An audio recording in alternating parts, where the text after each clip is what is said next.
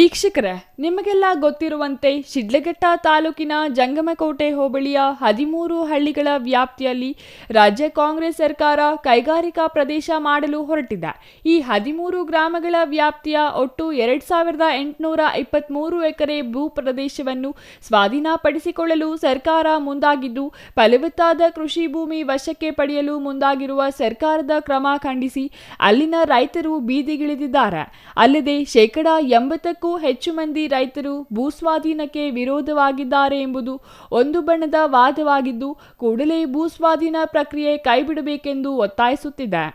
ಇನ್ನು ಮತ್ತೊಂದು ರೈತ ಸಂಘದ ಬಣ ಸರ್ಕಾರದ ಈ ಕ್ರಮ ಸರಿಯಾಗಿದೆ, ಸರ್ಕಾರ 2ನೇ ಬಾರಿಗೆ ಹೊರಡಿಸಿರುವ ಅಧಿಸೂಚನೆಯಲ್ಲಿ ಕೃಷಿ ಭೂಮಿ ಹೊರತುಪಡಿಸಲಾಗಿದೆ, ಹಾಗಾಗಿ ಉಳಿದ ರೈತರ ಭೂಮಿಯನ್ನು ವಶಕ್ಕೆ ಪಡೆದು ಕೈಗಾರಿಕೆಗಳನ್ನು ಅಭಿವೃದ್ಧಿಪಡಿಸುವಂತೆ ಆಗ್ರಹಿಸುತ್ತಿದೆ.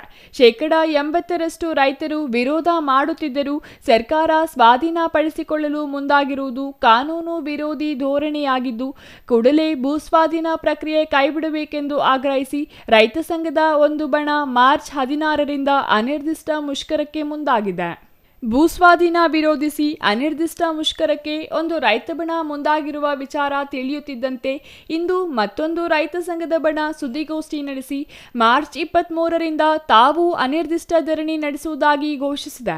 ಹೀಗೆ ರೈತ ಸಂಘಗಳು ಪರ ವಿರೋಧ ಇರಲು ರಾಜಕೀಯ ನಾಯಕರ ಕೈವಾಡವೇ ಕಾರಣ ಎಂಬುದನ್ನು ಉಭಯ ರೈತ ಸಂಘಗಳ ಮುಖಂಡರು ಪರೋಕ್ಷವಾಗಿ ಒಪ್ಪಿಕೊಂಡಿದ್ದಾರೆ.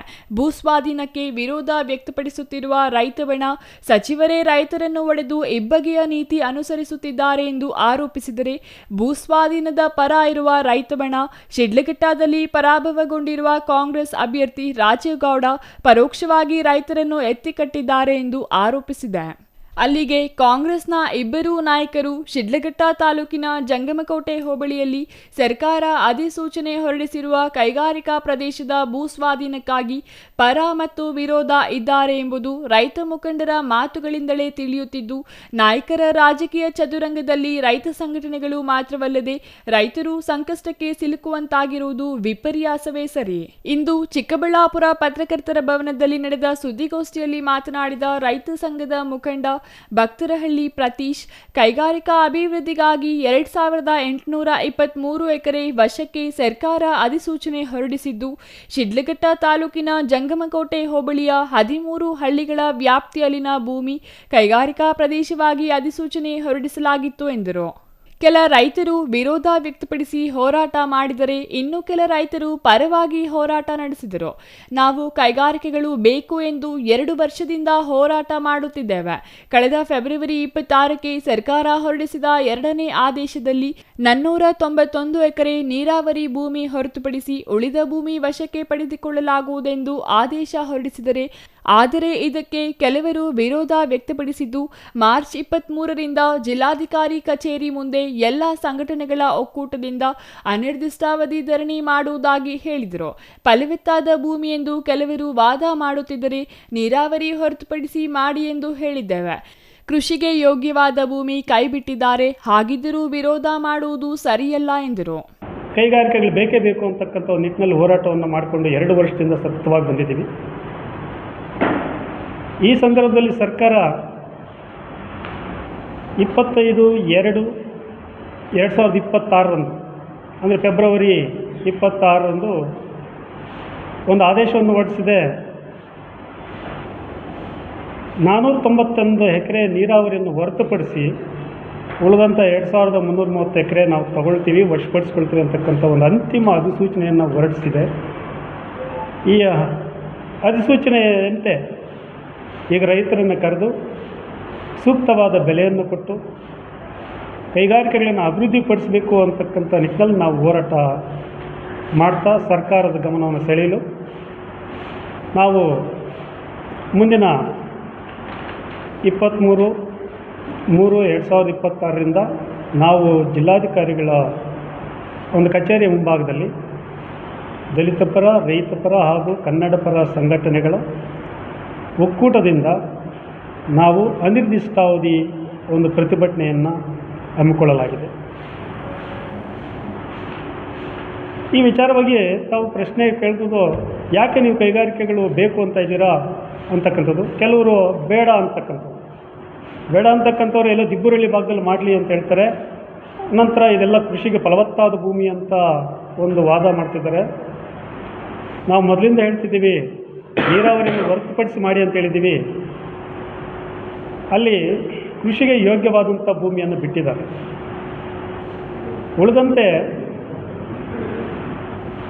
ಭೂಮಿ ಸುಮಾರು 850 ಎಕರೆ PSL ಕಂಪನಿ ಏನು ಮಾಡಿದೆ, ರೈತರಿಗೆ ಮೋಸ ಮಾಡಿ 1 ಲಕ್ಷ 2 ಲಕ್ಷಕ್ಕೆ ಏನು GPA ಮಾಡ್ಕೊಂಡಿದೆ. ಅದರಲ್ಲಿ 540 ಎಕರೆ ಈಗಾಗಲೇ ರೈತರ ಕೈ ತಪ್ಪು ಹೋಗ್ಬಿಟ್ಟು PSL ಕಂಪನಿ ಹೆಸರಲ್ಲಿದೆ. PSL ಕಂಪನಿ ರೈತರಿಗೆ ಮೋಸ ಮಾಡಿದಾಗ ಯಾವ ರೈತರು ಹೋರಾಟ ಮಾಡಲಿಲ್ಲ. ಈಗ 30 ಲಕ್ಷ ಕಟ್ಟುವಂತೆ PSL ಕಂಪನಿ ನೋಟಿಸ್ ಕೊಟ್ಟಿದೆ. ರೈತರಿಗೆ ಆ ಶಕ್ತಿ ಇಲ್ಲ. ಹಾಗಾಗಿ ಸರ್ಕಾರವೇ ಸುಪ್ರೀಂ ಕೋರ್ಟಿನಲ್ಲಿ ವಕೀಲರನ್ನು ನೇಮಿಸಿ PSL ಕಂಪನಿಗೆ 30 ಲಕ್ಷ ನೀಡಿ ಉಳಿದ ಹಣವನ್ನು ರೈತರಿಗೆ ನೀಡಬೇಕೆಂದು ಒತ್ತಾಯ. ಮಾರ್ಚ್ 23ಕ್ಕೆ ಈ ಎಲ್ಲ ಬೇಡಿಕೆಗಳ ಈಡೇರಿಕೆಗೆ ಆಗ್ರಹಿಸಿ ಅನಿರ್ದಿಷ್ಟ ಹೋರಾಟ ಮಾಡಲಾಗುವುದು. 3ನೇ ಹಂತದ ಶುದ್ಧೀಕರಣ ನಮ್ಮ ಸಹಮತ ಇದೆ. ಅಶುದ್ಧ ನೀರು ಎಂದು ತಿಳಿದಿದ್ದರೂ ಕೆರೆ ತುಂಬಿದಾಗ ಕುರಿ ಬಲಿ ನೀಡುತ್ತಿರುವ ರೈತ ಮುಖಂಡರಿಗೆ ಜ್ಞಾನ ಇರಬೇಕು.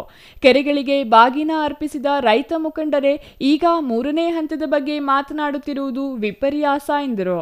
ಪರಮಶಿವಯ್ಯನವರ ವರದಿಯಂತೆ ಶಾಶ್ವತ ನೀರಾವರಿ ಯೋಜನೆ ಅನುಷ್ಠಾನ ಮಾಡಬೇಕು. ಕೊಳಚೆ ನೀರು ಕೊಟ್ಟಾಗ ಏನೇನು ಒಪ್ಪಂದ ಆಗಿತ್ತೋ ಗೊತ್ತಿಲ್ಲ, ಎಲ್ಲರೂ ಒಪ್ಪಿಕೊಂಡರು. ಈಗ ಅವರೇ 3ನೇ ಹಂತದ ಶುದ್ಧೀಕರಣ ಬೇಕು ಎಂದು ಕೇಳುತ್ತಿದ್ದಾರೆ. ಸರ್ಕಾರದ ಅಧಿಸೂಚನೆಯಂತೆ ಭೂಸ್ವಾಧೀನ ನಡೆದು ಕೈಗಾರಿಕೆಗಳ ಸ್ಥಾಪನೆಯಾಗಬೇಕು. ಕೆಲ ಸಂಘಟನೆಗಳು ವಿರುದ್ಧವಾಗಿ ಹೋರಾಟ ಮಾಡುತ್ತಿವೆ. ಇವರಿಗೆ ರಾಜೀವ್ ಗೌಡ ಸಹಾಯ ಮಾಡಿ ವಿರುದ್ಧವಾಗಿ ಪ್ರತಿಭಟನೆ ಮಾಡಿಸುತ್ತಿದ್ದಾರೆ. ಸೋತ ಕಾಂಗ್ರೆಸ್ ಅಭ್ಯರ್ಥಿ ರಾಜೀವ್ ಗೌಡ ಅವರು ಅವರದ್ದೇ ಸರ್ಕಾರ ಇದೆ, CM ಮತ್ತು ಕೈಗಾರಿಕಾ ಸಚಿವರನ್ನು ಭೇಟಿ ಮಾಡಿ ರದ್ದುಪಡಿಸಬಹುದಾಗಿತ್ತು. ಅದನ್ನು ಮಾಡದೆ ರೈತರ ಮಧ್ಯೆ ದ್ವೇಷ ಬೆಳೆಸುವ ಕೆಲಸ ಮಾಡುತ್ತಿದ್ದಾರೆ ಎಂದು ಆರೋಪಿಸಿದರು. ಇನ್ನು ಕೆಲವು ಸಂಘಟನೆಗಳು ಈಗ ವಿರುದ್ಧವಾಗಿ ಹೋರಾಟ ಮಾಡ್ತಿದೆ.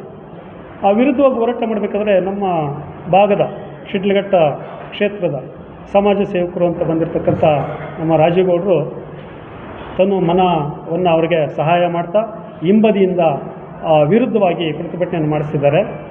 ಅದು ನಾನು ಅವ್ರಿಗೆ ಹೇಳ್ತಕ್ಕಂಥದ್ದಿಷ್ಟೇ, ತಾವು ಮೊದಲು ಏನು ಸೋತಿರ್ತಕ್ಕಂಥ ಕಾಂಗ್ರೆಸ್ ಅಭ್ಯರ್ಥಿ ತಮ್ಮದೇ ಸರ್ಕಾರ ಇತ್ತು. ಪ್ರಾಥಮಿಕ ಅಧಿಸೂಚನೆ ಹೊರಡಿಸುವಾಗ ತಮ್ಮಲ್ಲಿ ಆ ಹಿಡಿತ ಇದ್ದಿದ್ದರೆ ಆ ಕಾಂಗ್ರೆಸ್ ಪಕ್ಷದಲ್ಲಿ ಮುಖ್ಯಮಂತ್ರಿಗಳನ್ನು ಮತ್ತು ಇವರು ಕೈಗಾರಿಕೆ ಸಚಿವರನ್ನು ಒಳಗೊಂಡು ಕ್ಯಾಬಿನೆಟ್ಟಲ್ಲಿ ಅದನ್ನು ನೀವು ರದ್ದುಪಡಿಸ್ಬೋದಾಗಿತ್ತು. ಈಗ ಅದು ಮಾಡಲಿಲ್ಲ. ಈಗ ಹಿಂಬದಿಯಿಂದ ರೈತರಿಗೆ ಸಹಾಯ ಮಾಡಿ ಆ ರೈತರ ನಡುವೆ ಒಂದು ಕೋಮು ದೇಶವನ್ನು ಹುಟ್ಟಾಕ್ತಕ್ಕಂಥದ್ದು ಅದು ಸೂಕ್ತವಲ್ಲ ಅಂತಕ್ಕಂಥದ್ದು ನಾನು ಆ ಸಮಾಜ ಸೇವಕರಿಗೆ ಹೇಳಲಿಕ್ಕೆ ಇಷ್ಟ ಬಯಸ್ತೇನೆ. ತಾವು ನಿಮಗೇನಾದರೂ ಸರ್ಕಾರದಲ್ಲಿ ಒಂದು ಅವಕಾಶ ಇದ್ದರೆ ನೀವು ಅಲ್ಲೇ ರದ್ದುಪಡಿಸ್ಬೋದಾಗಿತ್ತು. ಇಲ್ಲಿ ರೈತರ ನಡುವೆ ನೀವು ಎತ್ತುಕಟ್ಟಿ ಕೋಮುಗಲಭೆ ಸೃಷ್ಟಿ ಮಾಡ್ತಕ್ಕಂಥ ಅವಶ್ಯಕತೆ ಇರಲಿಲ್ಲ. ಇದು ಮಾಡಲೂಬಾರ್ದು. ಹೀಗಾಗಿ ನಾನು ತಮ್ಗೆ ಹೇಳೋದಿಷ್ಟೇ, ನಿಮ್ಮ ಕೈಯಲ್ಲಾದರೆ ಸಹಾಯ ಮಾಡಿ, ಇಲ್ಲ ತಾಲೂಕನ್ನು ಅಭಿವೃದ್ಧಿಪಡಿಸಿ, ಇಲ್ಲ ಅಲ್ಲಿ ಸಂಘರ್ಷಕ್ಕೆ ಅವಕಾಶ ಮಾಡಿಕೊಡ್ಬೇಡಿ ಅಂತಕ್ಕಂಥ ನಾನು ಅವ್ರಿಗೆ ಹೇಳಲಿಕ್ಕೆ ಬಯಸ್ತೀನಿ. News bureau, CTV news, Chikkaballapur.